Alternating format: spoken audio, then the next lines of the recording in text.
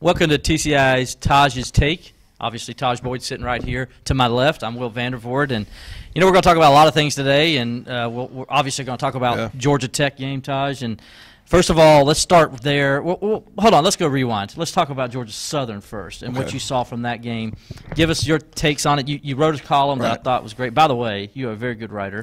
I read your stuff. Obviously, I'm the guy who edits your stuff every week, and I think you do a great job with that. So if you haven't seen Tajh's Takes on Sundays, you need to check it out. He does a great job for us with that and gives you good analysis of what it's like behind the scenes there. And I would genuinely tell you that I appreciate you and my punctuation, because sometimes I get out there, man, and just run on sentences. That's okay, man. I had an editor tell me years ago that the reason he liked me as a writer was because I just write. Right. And then he says, then you worry about the grammar stuff later. Now, sometimes I'll miss too. Yeah. But he's like, you're worried more about the story and telling the story than actually worried about is it grammatically correct at first. And that's what makes you. That's why you're able to tell the stories very well. And taking it from all the things that I've seen, all the things that I've experienced, man, I just have fun with it, man, and I do truly enjoy it.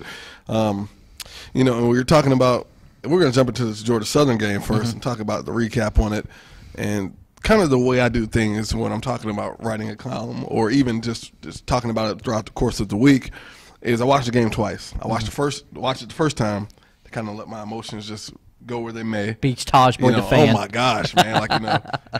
Have panic attacks, anxiety, the whole bit. Come back, go to sleep, wake up on Sunday morning. I watch it again, and now I'm watching it and seeing it in a different light. Yeah. And it's kind of a similar way to how we viewed it as players. There were some times, and I was explaining to a guy earlier that I have 400 yards passing, and I'm like, man, that was an unbelievable game, man. Like, I'm fired up, I'm jacked up. And I'll come back, and we'll sit down in that film room, and every cut-up that we're watching is of every bad play that I've had. And, so, when it's good, it's not that good, and when it's bad, it's not that bad. And I think that the coaches continuously take that approach, which is why they're so positive all the time, just very optimistic. I think as a fan base, we do the same thing when we're watching the game at one point, reevaluate it again later in the week and say, you know what? Teams coming along the way they should be, and knowing who Coach Sweeney is, how he operates that program. I mean, Clemson's right where they need to be at this particular time. I think that they did some great things against Georgia Southern. Some of it was a little bit rough, but to be able to get those players in there, when you're talking about playing teams like Georgia Southern, not saying that they're lesser than, but at the same time they're lesser than. So, you're getting these guys an opportunity to get out there and get real game experience, because I can't stress it enough. Practice just can't simulate the games. Doesn't even directly apply. It doesn't even make sense the way it's such a different role in it. And guys like Trevor continuously building that experience, getting those reps. Guys like Xavier Thomas taking that confidence to another level week in and week out. And the offensive line being able to build that depth. I think in years past, a lot of that you see when you're playing in Alabama or something like that, where you got to be able to rotate guys in order to continue to make sure that you're gaining ground every series and every quarter. Clemson's doing that right now. They're building up to the makings of what they're trying to have as an elite season. So it's been very interesting the way it's played out. I've been very pleased with the program so far. Obviously, they got some challenges ahead of them coming up, but I'm liking everything that I'm seeing. Yeah, I was on a radio show this week, and one of the guys asked me if Clemson gets up big, will they because of style points, and Clemson slipped in the polls last week in one poll because of it. Would Dabo want to run up the score? And I told him no, because that's not his approach. Right. His approach is to get as many guys experience as possible, so when it's late in the season and they need those guys, they know they can count on them, and those guys know what to do in those situations. I mean, he's been that way when you played. I mean, it was the same. It was the same approach, was it not? I mean, I've never had a stat game. I mean, there's been times where, even when we played NC State, we each put up 62 points. I had 8 touchdowns. ACC record still. I wanted 10. The coach was like, "Look, you're done. You're good to go." I mean, regardless of who we're playing, it's not that counts. It's making sure that everybody's getting ready for the long haul. And when you look at a guy like that, I mean, you can't help but to be grateful and thankful that he's your coach, because it's a bigger picture than what you have at the mind at the end of time. So these players that's operating in that role, whether they're freshmen, whether they're sophomore, junior, at some point in their career, going to have to step up and make a play, and that's what he's doing right now. So. Last week against Georgia Southern, we didn't see a lot of T. Higgins. We saw him the week prior to against A&M, but We know what he can do. Exactly. So seeing what Justin Ross can do when it was his time, obviously, I mean, the guy is a next level talent.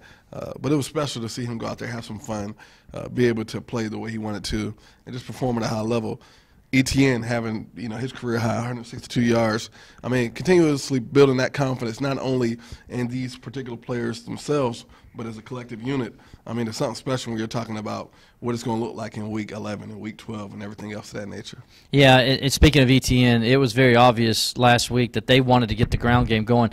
Now, why, as a guy who played the quarterback position and played for him, and so a lot of people understand Clemson is a power spread offense. Yeah. They're not a spread. A lot of people get confused with that, and you know what I'm talking about. They want to set the play action. So why was it so important for Coach Sweeney to show they can run the football last week? I mean, I think it's just the way defense's game plan, showing that they are balanced.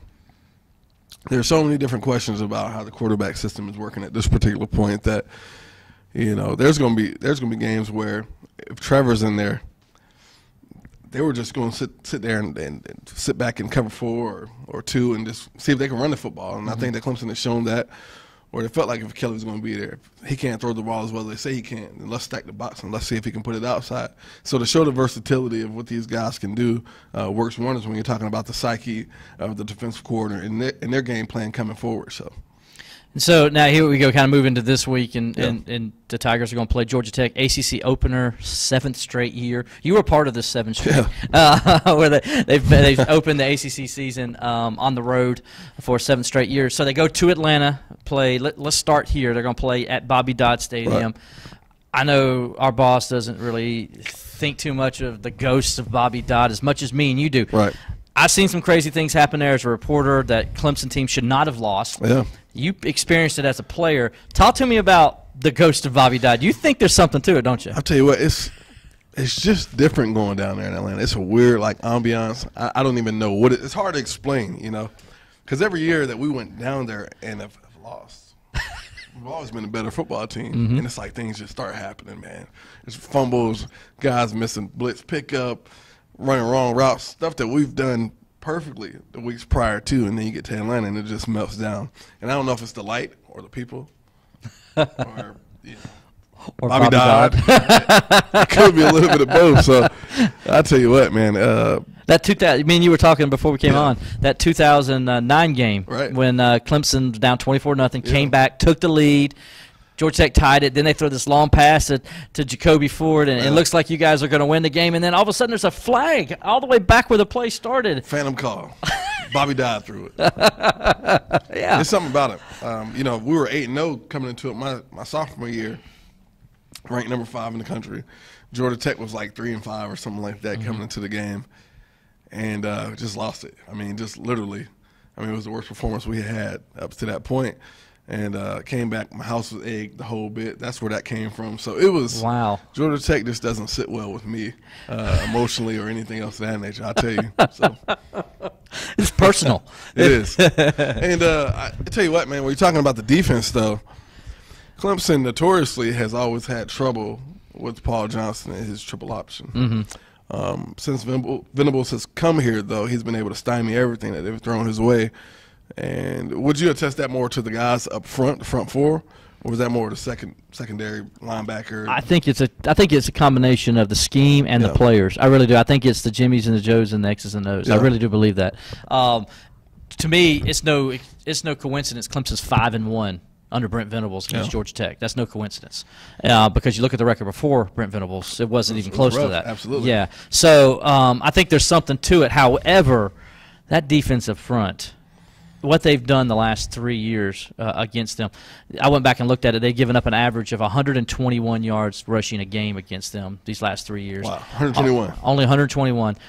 Only 2 rushing touchdowns. Yeah. Now, Georgia Tech lives on the ground. Absolutely. So 2 rushing touchdowns in 3 games against Clemson's defense. That's scheme, and that's the big boys up front. And if you watch Austin Bryant, even on teams, regular teams, but like I've watched Georgia Southern and Furman, if you watch Austin Bryant and Cleveland Farrell, how well-schooled they are of how to take away the cut blocks and how to get out in front of it. And same thing with Christian and Dex.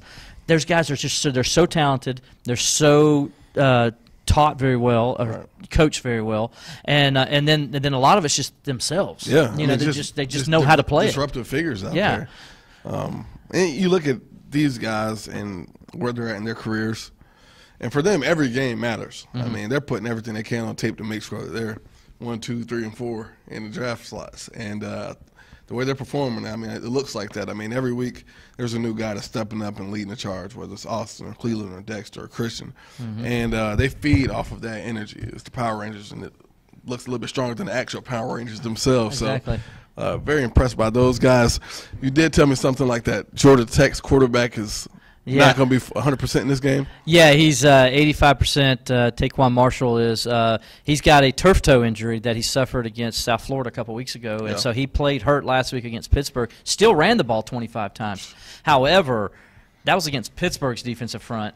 I can't imagine him being effective against Clemson if that turf toe is really bothering him. So that makes me wonder, we're going to see Oliver, who's the real big kid that can run it. Who was the guy who ran it when you were there, number 9? Paul Nesbitt. Yeah, he's like Nesbitt's size. That was the guy, but man. he's not as good at throwing the ball as Nesbitt was. And so it's going to be interesting to see, because if he's in the game, then I would think Brent's going to bring everybody up and dare him to throw the football. So it's going to be interesting how Georgia Tech counters Clemson and what Paul Johnson does here, because his quarterback's not 100%. Absolutely. You know what? Let me correct myself. It was Josh Nesbitt, not Paul Nesbitt. Josh Nesbitt. We got, there you go. Because you think of Paul Johnson. And Bobby Dodd and everything else that in our minds. But I'll tell you, can somebody just please throw the ball at Trayvon Mullen? I don't think he's been thrown at one time this season. The guy needs some film. Put him on the tape. But I don't know. But ain't that a compliment too, though? I mean, McKenzie sure. didn't get thrown at Absolutely, either. Absolutely, man. So speaking of which, our boy McKenzie with the big sack. It's all on Twitter, man. Yeah, that was awesome, wasn't it? It was. I was watching that game live. I said, "Who's this?" I said, "Hold on a second. That's McKenzie blitzing coming up the middle of the dog blitz from the so, it was crazy." I think it's a numbers year, man. You got to get right. You know? So very, very impressed with how all of those guys have been performing as well up in the NFL, man. So.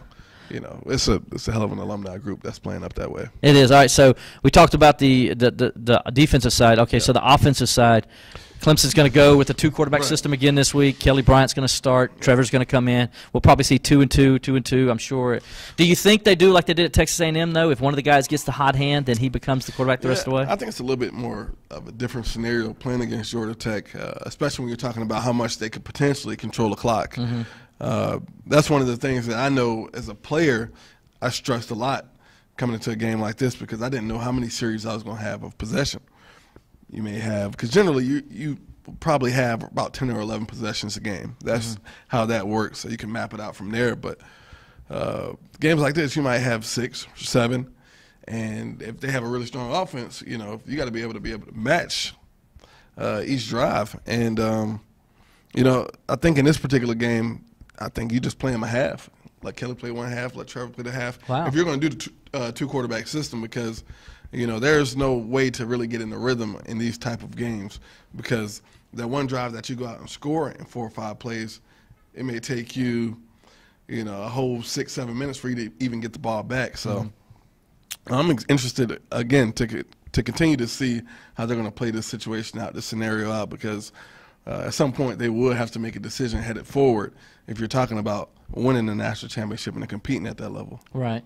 All right, so I think they're going to run the ball. They're going to want to do that this week. Do you think this is a game, you mentioned Dabo even talked about it, you get less possessions. Not going to be a high-scoring game, right? This is a game probably, if Clemson's lucky to get in the 30s if they do that, right? Absolutely. I mean, 35, 28, something like that. Wow, you're going close game. No. Oh, you're saying I'm just talking about 28 to 35 points. I was like, wow. I was like, man, Tajh, you're going to have Robert really nervous. I got Georgia Tech scoring 3 to 7 points over there. Yeah. But yeah, Etienne, man, has proved to be just such a special back. I mean, when you're talking about the history of Clemson and what that looks like, I mean, he's the closest guy we've had to a more explosive James Davis that has been here. Obviously, you got him Choice out there. You got Feaster. So I'm continuing to see those guys evolve as well. Choice grew up a lot in that game last week. He's one of those guys that have had had some great moments, had some moments where they were not so pleasant, but he's still continuously growing. And I think that's all the coaches want to see at this particular point, because at the end of the day, what you really want is all hands on deck when you need them. And that's what they're building right now. It's just something for the long haul. Yeah. All right, there you go. So, so what are you saying? 31? What? what, 35? I mean, I got 28-3. That's 28-3. Yeah. You believe in Brent Venables, don't you? That's I don't believe in Bobby Dodd this year, but yeah. All right, so it's going to be the ghost of Brent Venables. Hope it's not a ghost, but anyway, you know what I mean by that. So anyway, that's all we got for right now. Taj's Take as we preview Georgia Tech game. We'll have more for Taj later this week. Stay tuned to TCI.